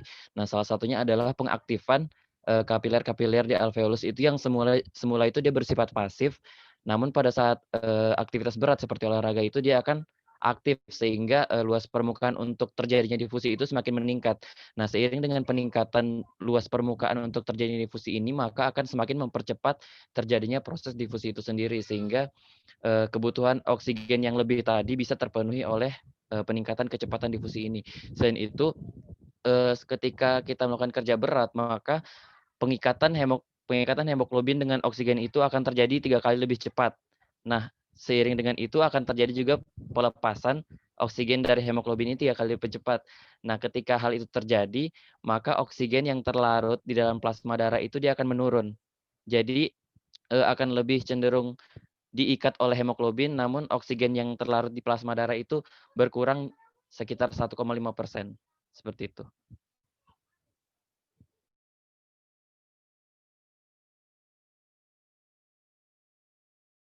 Terima kasih Arif. Ini ada lagi yang mau menjawab. Sebentar ya. Danang. Silakan, Dek. Iya dokter, terima kasih atas kesempatannya. Saya izin menjawab. Nah di sini itu pertanyaannya kan mekanisme kompensasi. Nah itu kita itu di tubuh kita itu sudah dijelaskan oleh kuliah dokter Tina. Itu kan ada regulation of respiration gitu loh. Nah di situ beliau menjelaskan ada yang namanya kemoreseptor dan ada non kemoreseptor. Di situ kan ada perifer sama sentral. Nah di situ tuh ada ketika H+ atau apa namanya tubuh kita itu menjadi asam, itu kan istilahnya ada tubuh kita untuk mempertahankan homeostasisnya itu ditahankan. Nah itu kemoreseptornya itu kemudian merangsang otak. Nah kemudian kita itu bisa tersengal-sengal memaksa untuk bernafas. Nah di non kemoreseptor itu salah satunya contohnya adalah adrenalin. Ketika kita melakukan kegiatan, adrenalin itu dibentuk gitu kan. Nah adrenalin ini ada. Nah kemudian itu membuat kita semakin untuk bernafasnya semakin cepat gitu loh, membutuhkan oksigen. Karena tubuh kita itu dalam keadaan membutuhkan oksigen. Nah itu mekanismenya, regulation of respiration. Jadi otak kita itu tahulah apa yang tubuh kita itu butuhkan gitu.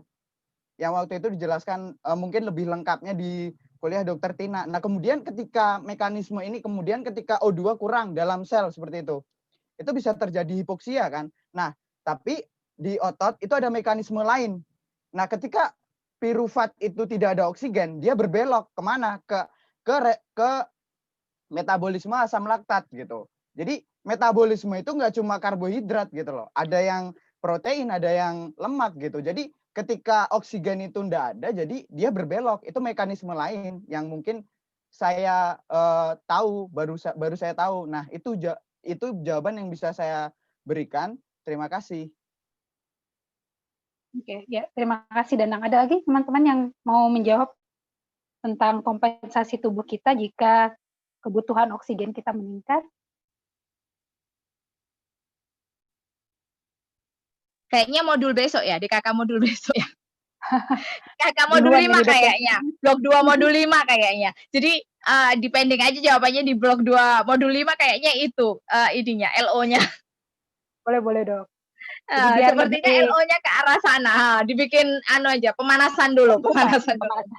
Supaya nanti tidak langsung, supaya lebih tertarik untuk belajar di blok 2 modul 5. Blok 2 modul 5. Tapi mungkin jawaban dari Danang tadi sedikit banyak sudah bisa mungkin membuka pikiran dari yang penanya ya, Dela dan teman-teman yang lain. Jadi 2 orang yang jawab ya, Arif dan Danang. Jadi kita pending dulu deh ya, kita masuk ke sesi kedua untuk 3 penanya berikutnya, kalau masih ada. Silakan.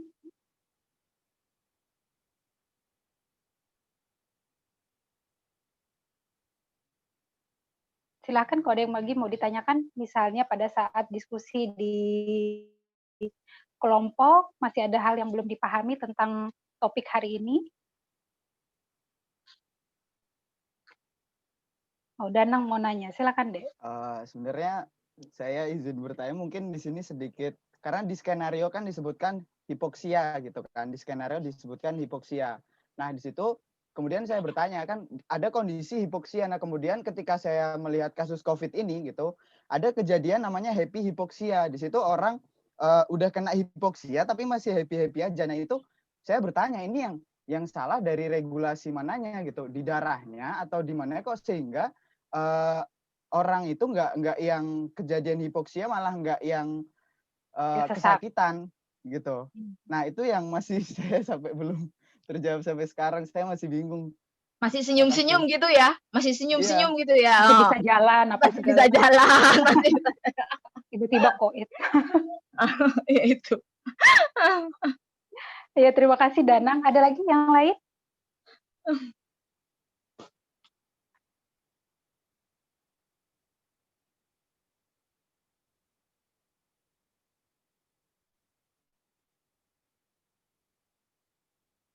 Apa sudah tidak ada yang ditanyakan? Sudah paham semua tentang regulasi oksigen ini? Oke, kalau tidak ada, mari kita jawab dulu pertanyaan yang Danang tentang happy hipoksia. COVID ini kan sekarang lagi happening ya. Jadi ya sedikit banyak adik-adik juga harus tahu tentang COVID ini. Tentang fenomena happy hipoksia, mengapa bisa terjadi. Silakan ada yang mungkin sudah membaca dari kelompok 4 dan kelompok 1 yang presentasi hari ini.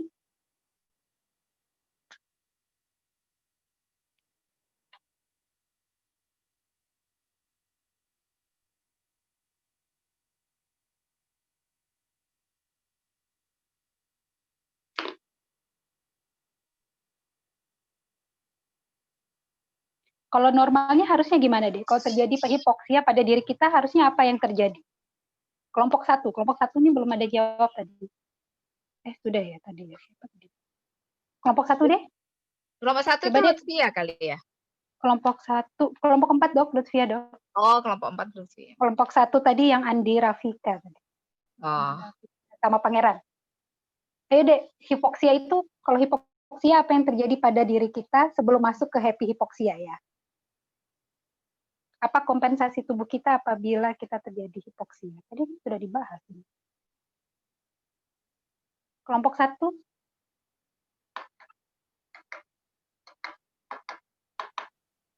Mohon maaf dok.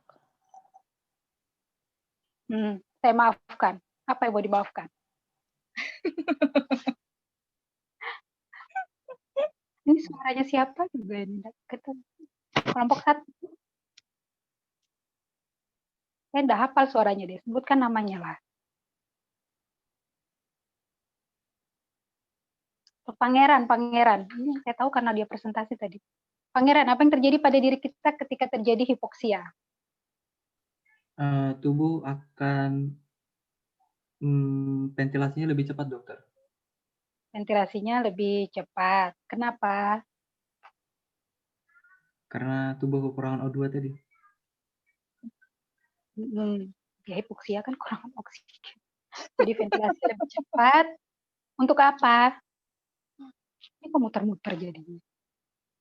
Coba yang kelompok 2 itu.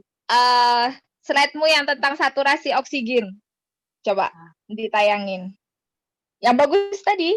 Yang oksigen HB itu ada 4. Nah, kalau normalnya itu dia mengikat oksigen semuanya. Ada di kelompok yang kedua tadi kalau nggak salah yang presentasi. Coba slide-nya ditayangin.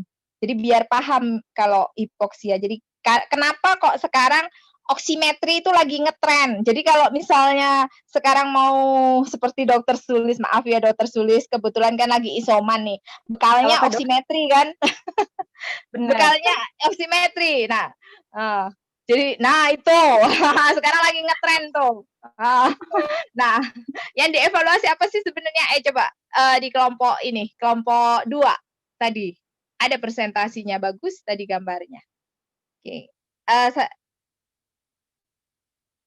Kurva disosiasi oksigen hemoglobin ada tadi. Nah, ada yang gambarnya oksigen. Ada gambarnya oksigen mengikat gitu. Bukan kelompokmu ya? Atau di bawahnya? Coba. Lagi turun? Turun lagi mungkin? Oh, udah habis ya? Oh, mungkin kelompok yang satunya kali. Kelompok yang satunya. Kelompok yang satu berarti, kelompok satu berarti. Kelompok satu mungkin. Kelompok Lutfia tadi, tolong deh. Nah ini. Nah, ya. Jadi pengukuran oksimetri itu adalah persen saturasi oksigen hemoglobin. Jadi pakai alat, ditaruh di jari. Nah, kemarin si Mayang saya godain, Mayang, berapa sih saturasi oksigen normal? Kata Mayang 95 sampai 100, Dok, katanya gitu ya. Nah, 95 sampai 100, nah itu di situ ya. Jadi persen saturasi oksigen hemoglobin. Nah, itu berarti semua bagian dari hemoglobin yang mengikat oksigen itu semua mengikat. Nah, semua mengikat. Nah, kemudian ada keadaan di mana tubuh bisa mengalami hipoksia. Kenapa bisa mengalami hipoksia? Karena tidak semua bagian dari hemoglobin tadi mengikat oksigen. Makanya ini kan tadi turun dia, begitu turun. Nah, kalau tidak mengikat oksigen semua berarti jaringan tubuh kita mengalami kekurangan oksigen. Nah, jaringan yang mengalami kekurangan oksigen tadi kita sebut sebagai keadaan hipoksia, kekurangan oksigen. Nah, titik kritis ya untuk merangsang kemoreseptor perifer. Kalau penurunan kadar oksigen itu yang dirangsang adalah kemoreseptor perifer. Ya, kemoreseptor perifer itu adalah kurang dari 60. Tuh kamu lihat itu. Di titik 60, nah, langsung jeglek sekali turun ke bawah. Nah, seperti itu. Jadi titik kritisnya itu di 60 mm raksa. Nah, sekarang bagaimana kalau dia belum nyampe 60? Nah, apa yang terjadi? Nah, apakah kemoreseptor perifer tidak terangsang? Sudah tidak mampu lagi. Berarti kan dia terangsang kalau di bawah dari 95 sampai 60 dia terangsang. Di bawah 60 udah tidak bisa lagi. Nah, akibatnya apa? Ketika antara 90 sampai 60 itu tubuh kita masih bisa mengkompensasi dengan meningkatkan frekuensi napas. Nah, tapi pada pasien itu yang normal. Jadi yang normal orang akan mengalami frekuensi nafas akan meningkat. Nah, makanya nafas harus teratur. Itu normalnya. Tapi kenapa kok pada pasien COVID ini, dan kebetulan, saya bilang kebetulan, saya baru keluarga saya meninggal, kebetulan saya tahu sendiri dia mengalami happy hipoksia. Ketika kadar saturasi oksigen itu 70, itu dia masih bisa bernyanyi loh. Saya nggak bohong sama kalian, karena saya nungguin. Jadi saya sempat isoman kemarin, waktu desnatalis dia dokter Sulis. Terus saya sudah swab ternyata negatif karena saya nungguin keluarga yang COVID positif. Jadi benar-benar jadi 70 itu masih bisa dia nyanyi, masih bisa anu. Begitu 60 saya sudah shock sudah 60 ini. Masih turun lagi bisa sampai 50 terakhir saya lihat terus dia meninggal.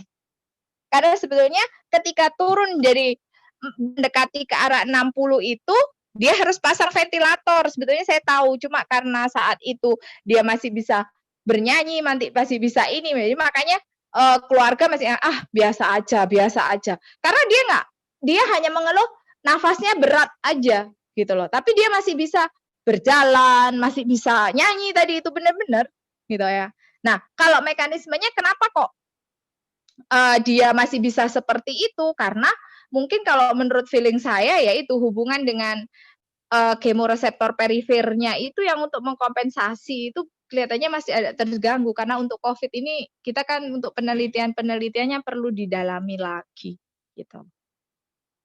Ya. Jadi ke arah sana. Terakhir itu sebelum meninggal saturasi oksigen yang saya lihat itu 50. Kalau sudah 50 kan tubuh sudah kemoreseptor perifer sudah tidak mampu lagi mengkompensasi. Jadi ya udah meninggal di situ. Ya. Jadi benar-benar jadi kalau misalnya ini ada keluarga juga yang kebetulan juga positif, dia saturasinya turun sampai 80 kemarin. Kebetulan dirawat di rumah sakit juga. Sampai turun 80 karena kita sudah tahu kan. Jadi saya suruh aja nafas tenang gitu. Nafas tenang, nafas tenang. Diikutin aja. Nggak usah terlalu happy. Maksudnya nggak usah terlalu banyak aktivitas, dikurangi apa ini ya. Betul ketika Pak Rektor menceritakan waktu kemarin seminar, beliau begitu saturasinya turun, beliau baca doa, ternyata saturasinya naik lagi gitu ya. Dan itu benar-benar di pas ya keluarga saya lagi juga seperti itu gitu ya. Saya tenangkan nafasnya biasa lagi, saturasinya naik lagi gitu. Dan saya bersyukur beliau hidup gitu loh. Jujur saya ngomong yang satunya hidup, yang satunya enggak gitu. Karena kita nggak tahu dia nyanyi-nyanyi dipikirnya oh baik-baik aja gitu loh. Jadi benar-benar saya ini sendiri di keluarga kami gitu. Jadi itu Danang. Tapi kalau masalah patofisiologi lengkapnya jelasnya mungkin itu masih center kemoreseptornya itu mungkin menurut saya yang reseptor perifer.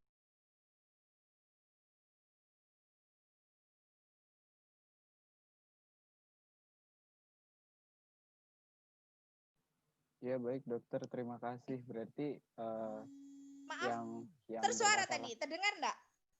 Sempat hilang, Dok. Sempat hilang. Sampai mana tadi, Dokter Sulis?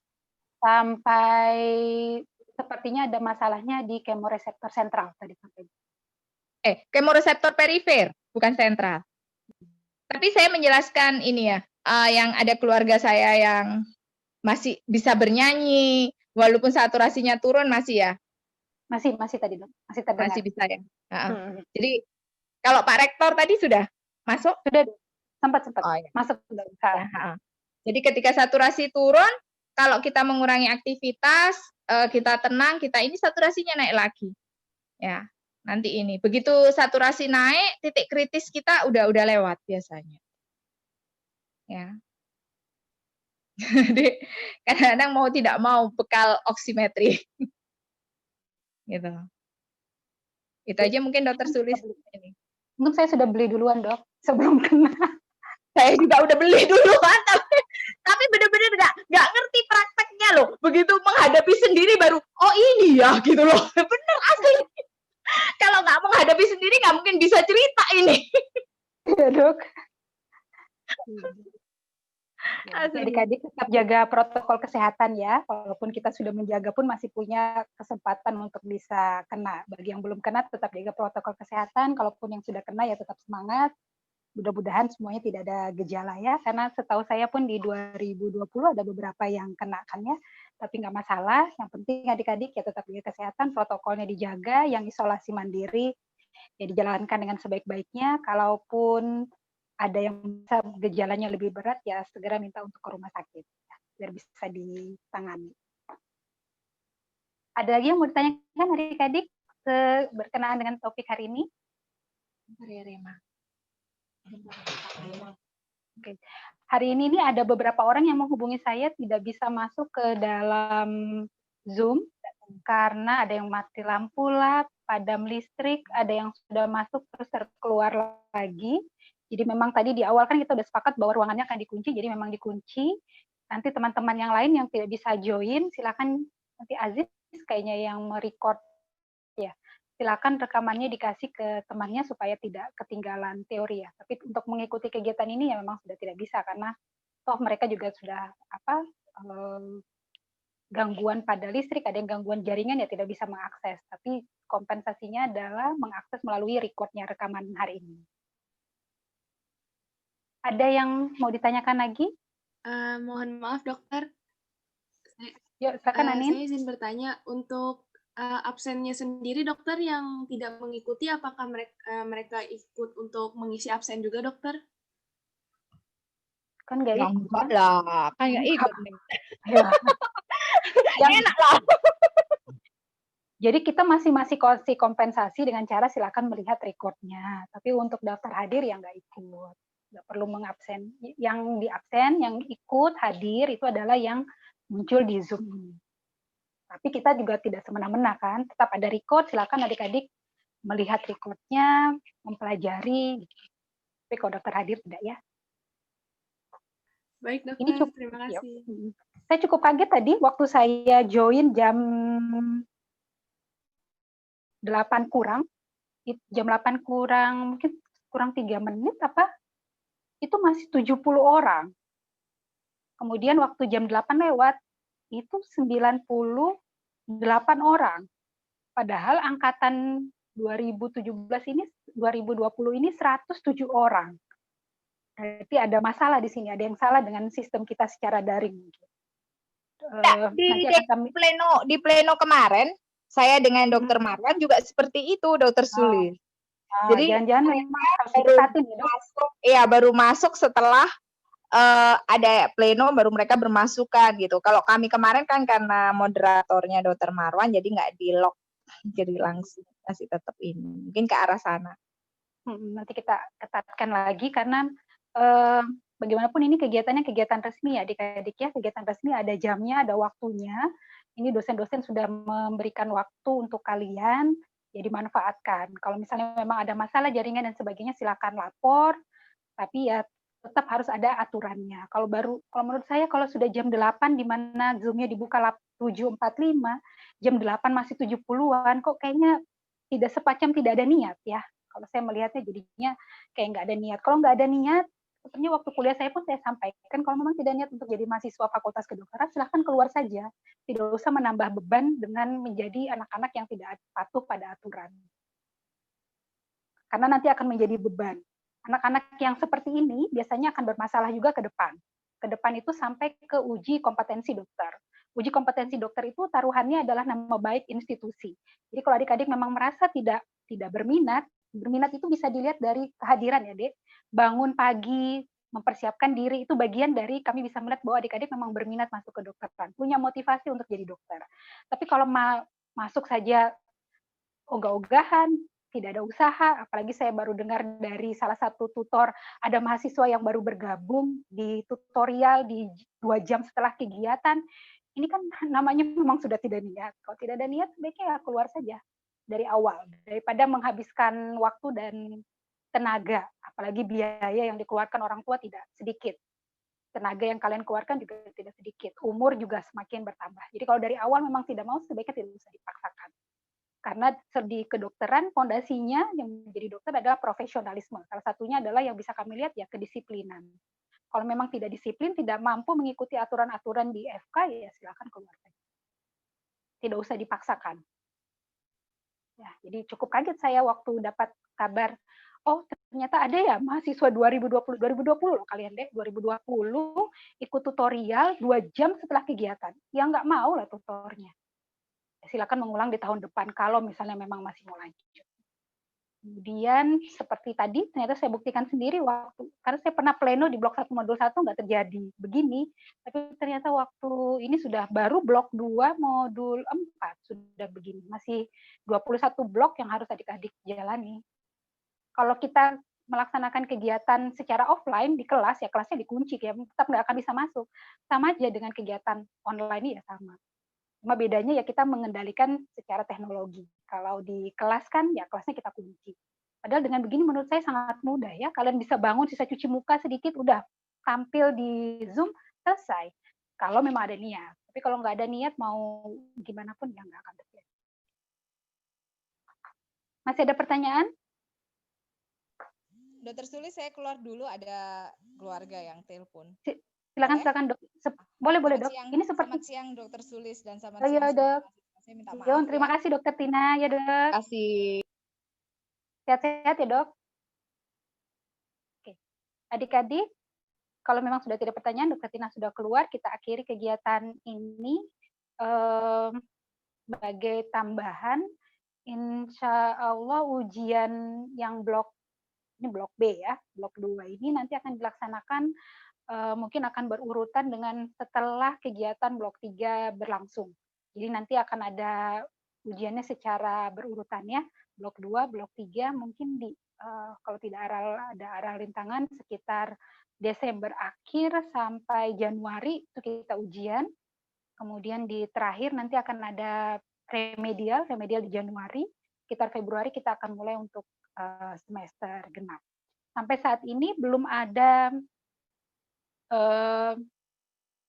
khusus untuk angkatan 2020 memang belum kita wacanakan untuk kegiatan offline, kegiatan offline baru kita rencanakan untuk kegiatan Trapmed dan praktikum untuk angkatan atas. Itu pun masih kita susun POB-nya, aturan-aturannya yang akan mengikat mahasiswa dan dosen, termasuk protokol kesehatan yang harus dijalani. Kalau tidak ada, mohon salah satu bisa memimpin berdoa. Baik, saya mohon izin untuk memimpin doa lagi. Teman-teman, silakan Alun.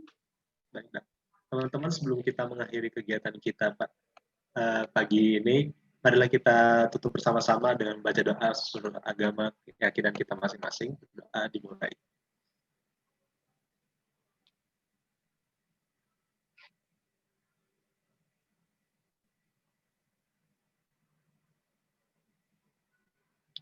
Berdoa selesai. Terima kasih Dr. Suli. Saya kembalikan kembali kepada dokter.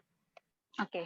Dengan berakhirnya kegiatan hari ini, mudah-mudahan apa yang adik-adik pelajari bisa bermanfaat. Tetap jaga kesehatan semua. Kemudian saya titip pesan kepada perangkat kelas ya, berarti Anin dan Alwi serta Aziz, karena yang merecord ini ya, untuk memberikan recording ini ke teman-teman, terutama yang tidak hadir ya, yang tidak hadir di pleno. Di Zoom di pleno ini tidak hadir, silakan nanti diberikan rekamannya. Tapi untuk pengisian sudah selesai ya ini ya, pengisian daftar hadir tidak bisa ya nggak apa-apa. Pasti setiap apa yang terjadi kan ya ada konsekuensinya ya. Mungkin itu saja. Saya izin keluar. Wassalamualaikum warahmatullahi wabarakatuh.